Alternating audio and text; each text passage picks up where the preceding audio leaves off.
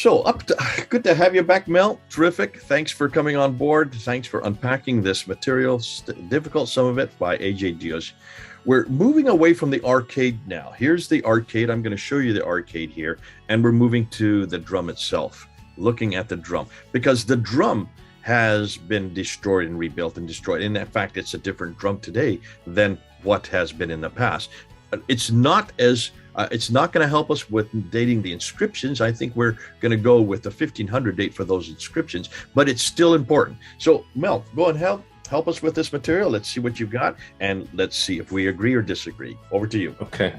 Right, let me just share. So as we look through the following evidence, please note as we look at it from the 16th century onwards, that Umar is referred to as the builder of the Dome of the Rock. This is something we'll see again and again, which is really odd, because if there is an inscription that says that Abdul al-Malik or al-Mamun built the Dome of the Rock, then that should have been an issue that was clarified, but something else must have been written there, because everyone seems to be thinking Umar built the Dome of the Rock.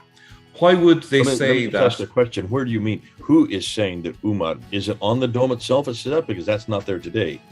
Yeah, no, I don't think I've covered this. I think it's coming up in this. We're going to actually see an inscription that refers to Umar as the builder of the Dome of the Rock. This is a few episodes ago. You did mention that. In fact, it's one of the first episodes we have on this. You did mention that somebody from the 13th or 14th century said clearly that it's Abdul Malik who is the builder of the Dome of the Rock. Yeah, they're all over the shop on this. They as the centuries go on, sometimes they say it's Abdul Malik, sometimes they say Umar. But at this period in time, it seems to be they're coalescing around Umar again, and this would probably indicate that it's because there's an inscription now that has clarified that it's Umar that built it, and that's why they're saying it. Okay. So why would they say that if an inscription indicated either Abdul al-Malik or al-Mamun? It doesn't make sense that people are going around saying it's Umar. Now, the antiquity or lack thereof of the dome is shown by the shape of its supporting drum, which you can see here in the middle of this picture on the right. Being a disciple of Elia Levita, Sebastian Münster was a highly educated Jew and a later supporter of Lutheranism. He publishes the first German geographical description of the world in 1526, which contains a detailed history of Jerusalem and its temple from its biblical beginnings. In it, he also attributes the Dome of the Rock to Umar, then believed to be the original structure called Temple of Solomon. So it's interesting, at that time, around the time that we said in the last episode that the inscription would have been created, this guy who has created a book on the history of Jerusalem, he's pretty clear that Umar is the person who built the Dome of the Rock. So where would he have got this from? He obviously wouldn't have just made this up, but I'd like to think he wouldn't have. It's probably that the people on the ground in Jerusalem told him that. If you're researching a book, you go to the place and you ask the locals, well, who built this? Well, this is what people were saying at that time. In 1552, another contemporary woodcut of Jerusalem is included in Sebastian Münster's Latin version of his cosmography. The octagonal drum of the Dome of the Rock appears scaffolded as though under construction. I suggest it is primary evidence for the ongoing external decorations. So I don't know if you can make it out there. Let me see, put the cursor here. Perhaps you can highlight that in some way. But that's it there. It's the drum is hidden behind scaffolding. So it would be good contemporary evidence that there's work happening on the Dome of the Rock at that time. Now, and we've got this other piece of evidence. In 1574, the geographer Georges Brun of Cologne publishes his Théâtre des Cités du Monde. The drawing is an overview of Jerusalem, which renders details very small. Regardless, the Dome of the Rock is recognizable with an octagonal main building and drum. the roof cupola appears a little different, as though the onion-shaped top was missing and was replaced with a spire. So that's it in the middle. Now, it could be down to just a bad drawing, but there's something going on at that time. There's changes afoot. Let me just jump in here.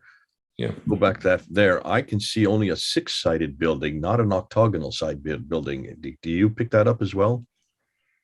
6-sided. It's not 8-sided. Yeah, I see what you mean. Yeah, I would probably put it down to that it's just a poor drawing. I think it's not attempting to be particularly accurate. I think so.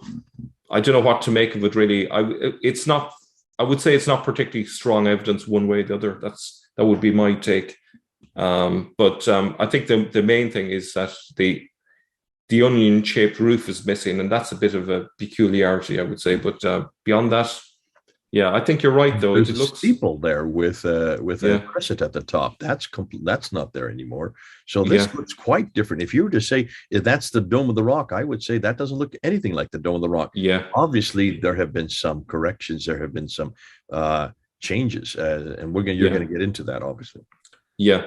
So even if this was just a really amateurish drawing, it does suggest that there's something different on the ground than what we have today. I think a child would probably do a more accurate drawing if it was the same building as you'd have today. So here's another image, a book print from 1576. Again, it's the same century. A lot is going on with the building during this century. It shows Jerusalem with the Temple Mount, the Al-Aqsa Mosque, and the Dome of the Rock with recognizable details. While the main structure matches the modern appearance, the dome does not. At the time of the drawing, the dome was octagonal with 2 stories of window openings. Remembering the scaffold image from immediately before that time, it appears that the cupola had been raised, giving the building a more pleasing aspect ratio. The Holy Sepulchre shows with its cupola still not repaired in the background somewhere, I believe.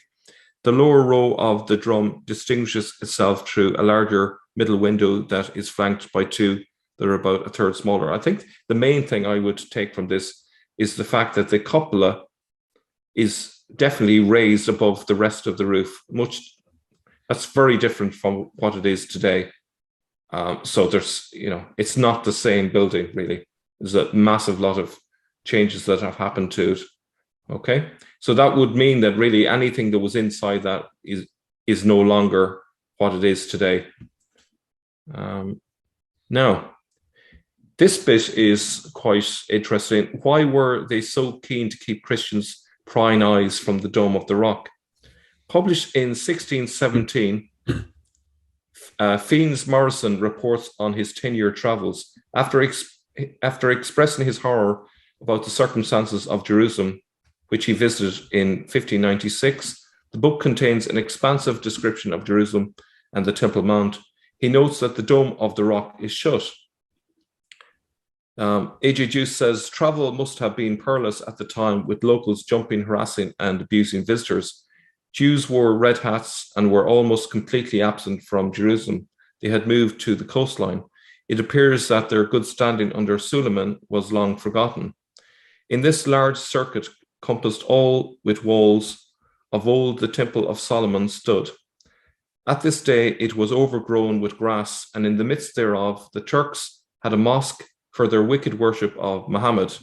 Neither may any Christian come within this circuit, much less into the mosque, either being a capital offence, which they say some curious Christians had tried with loss of life after they had been drawn to enter it by some Turks' vain promises.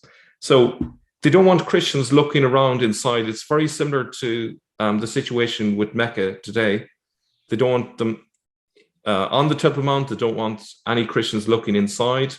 Why are they so cagey about any Christians viewing the interior? That straight away is curious. And it's also curious because the argument is that the inscriptions are addressed to Christians.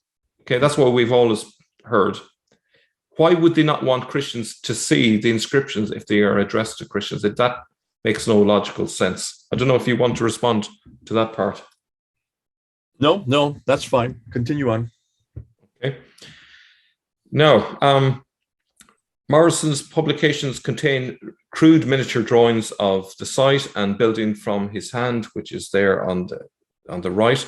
The great traveler Signor Jacques de Villemont visits Jerusalem around this time. His book Voyage is published in 1596 and an updated version in 1602. Like all other visitors, he is told that the structure stands as Umar had built it. Even locals do not seem to have a concept of Abd al-Malik. Muslim visitors appear to not have noted al-Malik's or al-Mamun's dedicatory inscription. So it's interesting that what they're hearing on the ground is that Umar built it. And if the inscription with Abd al-Malik or al-Mamun was there, surely the locals would have said, well, it was them that created the Dome of the Rock. So that's another little bit of evidence. And notice how late this is. Villemont's eyewitness account of how the Dome of the Rock appeared during his visit is inspiring. His introduction to the building starts with remarks about the strictly enforced prohibition for Christians to enter. It tells a story of human curiosity by a Greek traveler who took the risk upon himself to sneak inside. Now, it's a bit long. I won't go into it. People can have a read of it. It's not particularly enlightening, but there's nothing about an inscription inside it. That's the main thing. However, because he mentions neither inscriptions nor subjects of the mosaics, we still cannot be satisfied whether he saw mosaics in the present state, part of it, or something different altogether. A supposed inscription directed against Christians can't be seen by its intended audience. A travel report by Henri Castella from 1600 AD contains Morrison's woodcut. The former seems to have beaten the latter to print. He too confirms that the Dome of the Rock could not be visited under threat of death. So this seems to be definitely the case that Christians couldn't enter. While he describes the tiled exterior and its luminous appearance in the sun in detail, he does not tell us about the drum. We need to imagine there is an ancient inscription inside the Dome of the Rock that is squarely directed against Christianity. It is literally addressed to them so they could read it and at once be convinced by its aggressive undertone. Muslims do not need education by these inscriptions. They do not believe in the heretical ideas that the text frets about, and yet Christians who wanted to see it were faced with death if they dared to see it without prior conversion to Islam.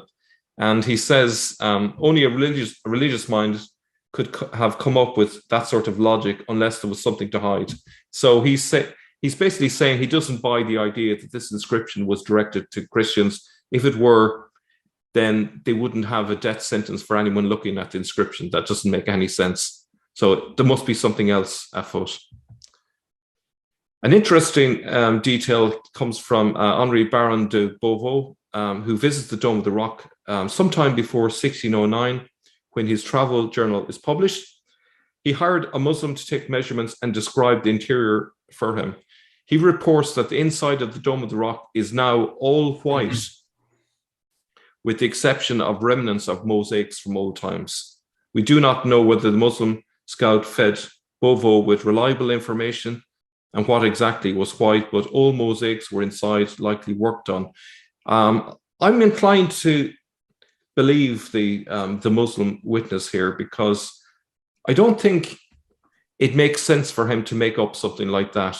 You know, surely he would have bragged about how beautiful it was inside, but what he's reporting is it mostly all white with some mosaics there. That sounds to me like they're working on the mosaics inside, and that they're trying to update it. Okay, so I think that's a strong evidence against the idea that what we see in the Dome of the Rock is from the 7th century. How could a custodian of the Holy Sepulchre be unaware of an inscription said to say Abd al-Malik al-Mamun or al-Mamun were the builder? So in 1608, Jean Vallard, the custodian of the Holy Sepulchre, delivers a 700-page overview of Jerusalem, its environs and sites. He claims it was built by Umar.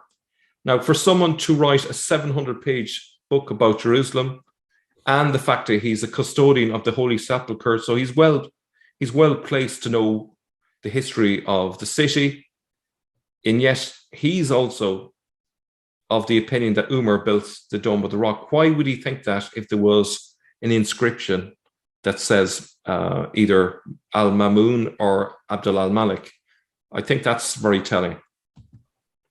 How can Umar still be referred to as the builder if the inscription existed back then?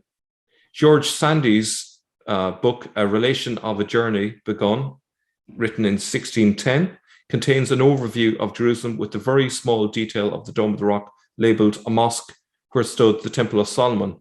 But who built this that now stands is doubtful. Some do attribute it to Christians, others to a prince of the Arabians, which is confirmed by the Christians of these countries. And he, the Saracen Umar, next successor onto Muhammad. Notice there is an anomaly between the fact that he says the successor after Muhammad, it should be what's his name? Abu Bakr. But leaving that aside, seated it is upon Mount Moriah in the southeast corner of the city, without doubt in the very place where Solomon stood, the more eminent building consisting of an 8 square round of bluish stone adorned with adjoining pillars, the terrace above. In the midst of the shelving roof, another upright aspired, though less by far, yet the same in form and substance with the former, being covered over with a cupola of lead. So he's reporting that it's covered in lead, not in gold, as it looks today. Even that late, the author's inquiry did not lead to al-Malik as the builder, and the drum was still octagonal. Umar was presented as the direct successor of Prophet Muhammad.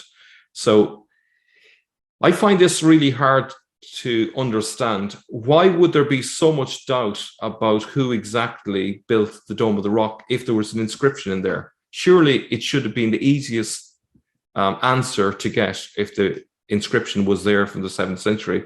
As I say, I don't buy it. I think the easiest explanation is that the inscription about Abdul al-Malik and al-Mamun wasn't there yet. 1620, we still have an octagonal drum. Still, Umar is claimed as the builder. The Italian Bernardino Amico publishes his book about sacred architecture in 1620. His crude drawing leaves much to desire, but a separate drawing shows that the drum was still octagonal.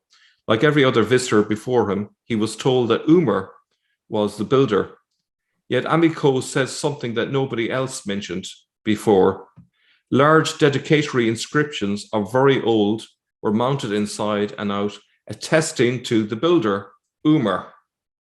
So we have a direct reference now to an inscription, and on the inscription, it's said to be Umar that built the Dome of the Rock. This is literally the first year that I've heard this. This has been swept under the carpet. I'm surprised there aren't more people mentioning this, but that's a very good piece of evidence in my view. 1700s. Just back up quickly. Just back to that slide. Hold on a minute, Mel. There's nothing on the inscriptions that we've seen that there today to say anything about Umar. Yeah, well, we're going to actually see an inscription that someone transcribed from this time. So that's coming up later. Okay. So what we do know, I mean, even if this is the first reference to the inscriptions, it's not the inscriptions we see today. No. Okay. Yeah. So there was a change. Obviously, the key inscription that concerns us here is the inscription that talks about Abdul al-Malik or al-Mamun building the Dome of the Rock. So it's that portion it's the small one by the door is what you're talking about. No, this is still over the arcade. It's part of the 20-meter one. And I can't remember which end it comes in. I can't remember off the top of my head. But have you got a picture of it? Do we have a picture we can show people? I'm just put this in here. So what you're talking about, Mel, is this inscription here. This is the one we're looking for, the one that has Mamun's name as the builders for this building. Yeah. Okay. Now, 1700. This is a travel report by the Franciscan brother Noe Bianchi, and this is how he depicts the Temple of Solomon. It's very different from what we see today. and we can see the octagonal drum still in evidence. And then there's an interesting one from the 18th century, the 1720s, 1730s, and it's to do with making of tiles. Extensive restorations for the Dome of the Rock are ordered by Ahmed III from 1720 onwards.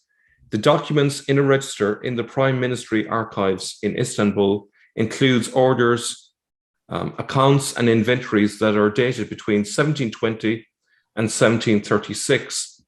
That high-profile superintendents of construction are put in charge indicates the importance that the Jerusalem project was given. The extensive list of material includes pigments for paintings and raw materials for the local production of tiles, but no tile makers appear on the list. It does not tell us what exactly was restored or renovated, despite the fact that its costs were monumental.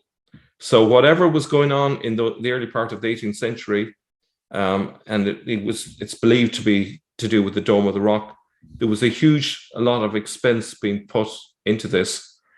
That would certainly suggest that a large part of what we see in the mosaics, if not all of it, is due to this work that was going on in the 1720s, 1730s.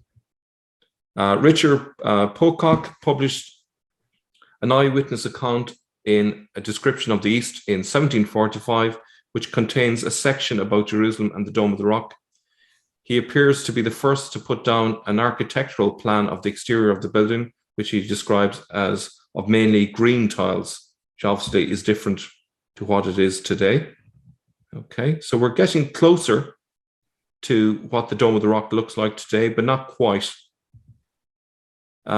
Elzerius Horn was custodian of the Holy Sepulchre in Jerusalem between 1725 and 1726, and secretary of the convent San Salvatorius between 1737 and 1738. His book with drawings of holy edifices is published in 1744.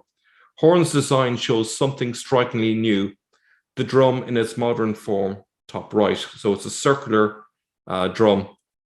That the change must have been recent can be taken from an overview of Jerusalem inside the same book. There, the drum was still octagonal. The cupola must have been replaced. So he's suggesting that there's a new dome being put in the middle of the 18th century. Now, hold on, back up. Yeah. That still looks octagonal to me. I don't see where the circular part comes in. Yeah, I think if you look at the rim underneath the drum, it looks circular. But yeah, I'd agree. I think the windows there give it the impression that they're still octagonal sides. So I don't know. That's probably a piece of evidence that we could probably throw out and say, well, actually, maybe the circular part came in later. Yeah. So it's probably not the strongest piece of evidence there. Okay. Now, the contemporary primary evidence leaves no wriggle room. The replacement of the drum was commissioned in 1720 by Ahmed III and completed by Mahmud the First, 1730 to 1754, no later than 1744, according to A.J. Jukes. And that's where we leave it today. Right. Okay. So I'm just to summarize what you're saying here, by looking at the evidence right up through the 1700s, starting with the 1526, with the Sebastian Munster, the disciple of Elia Levitas, you have a reference after reference after reference that this building is built by Umar, and that continues right up into 1608. With Vallard and also Amico in 1620. Still, the 17th century, the 1600s, you still have reference to Umar. But we're looking for the change of the drum. We're looking for where the inscriptions actually were introduced. And there's obviously, there must be something on these inscriptions that is anti-Christian or anti-Christ. That's why they don't let people to come in. And that's why, on pain of death, in case people have been killed who have been tricked to come in, you are not to see this. So that would make sense that these are anti-Christian. However, what's fascinating is that you're now coming to the conclusion that we still don't have the drum as late as 1720. Possibly that's when it gets changed, but I would disagree. That looked like more like an octagonal shape. I'm still waiting to see when that drum becomes circular, proving that they are still renovating, changing, moving. And as you renovate, as you move, you change the inscription. Now, you are going to come to conclusion, aren't you, at some point where you think really the dome that we see that we're looking at today, when was that created? And are you going to take a position on when you think these inscriptions were actually created? Yeah, I am. I'm in the next episode. It's going to be called Mystery Resolved. So we're going to bring it. So we're going to bring it all together, and this is kind of like a cliffhanger, because what we're going to look at is the inscription in relation to Umar in our next video. So that's going to be exciting, and we're going to go from there. Right. Okay. Well, you all heard it from his lips to your ears. Let's see what he has to say. This is Jay and Mel, thousands of miles apart. We'll soon be back. Over and out.